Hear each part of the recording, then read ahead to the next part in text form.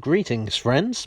Today we continue our series on the railway lines planned by the Railway London Plan Committee of 1944. These were going to be built after the Second World War to improve links between different main lines running into London, to provide economic stimulus for the post-war city, to take some of the traffic off the overcrowded underground, etc., etc. Today we are up to Route 6. Route 6's southern end was at Loughborough Junction. Here, the current railway line into London would have been demolished. The viaducts of South London were seen as barriers, both economic and literal, to development of the area. Wherever possible, they were to be done away with.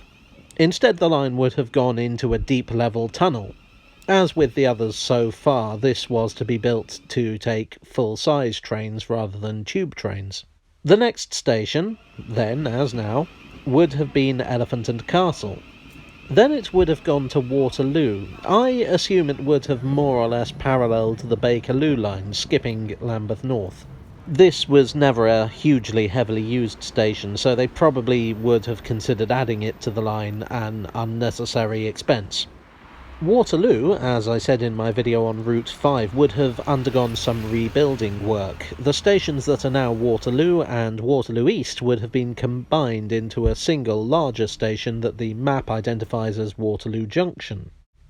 The rebuild would have to have been absolutely colossal to hold all these lines. It was expected to take the place of Charing Cross, Holborn Viaduct, Cannon Street and London Bridge, on top of dealing with the traffic it already had. Next up would have been Ludgate Circus, which would have been approximately on the site of the abandoned Ludgate Hill station, which is roughly where City Thameslink is now. Then Holborn Viaduct, which would also have been roughly where City Thameslink is now. Basically, I think it's safe to assume that had this grand scheme gone ahead, we probably would have got something like City Thameslink instead of two absurdly close stations, but hey, I'm just going with what the men from the government said. Next would have been Mount Pleasant, which has never had a station of its own. I would guess the idea here was that it would have served the major Royal Mail sorting office. Perhaps even connected with the Postal Underground Railway, but maybe that's a flight of fancy.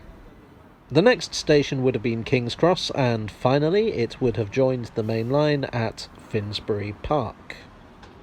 Now, if you're familiar with the railways of London and the geography of London in general, you've probably noticed some similarity between this and the current Thameslink line through the city.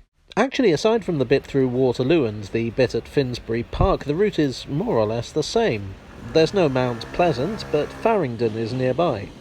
The present Thameslink goes through St Pancras, but there was a King's Cross Thameslink between 1988 and 2007.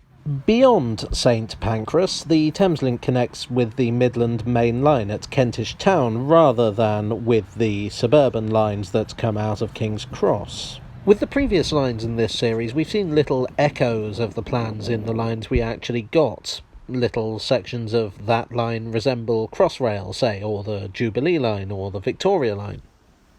But I guess this is the closest one has actually come to being built. Admittedly, the grand plan to replace the southern end with a tunnel never came to fruition, and it mostly just reuses old infrastructure, but still, I feel like the Thameslink scheme is an obvious spiritual successor to the committee's ideas. Until Crossrail opens, this is the Cross City Main Line. Good evening. I hope you enjoyed this scenery tale from the tube. If you did, I would be most grateful if you would click the like button, and if you want, you can subscribe to hear the rest of this little mini-series and all the other things I ramble on about. As ever, I'd like to thank my donors on Ko-fi and Patreon for being the Thameslink to my Route 6. And I'll see you all again very soon for another tale from the tube.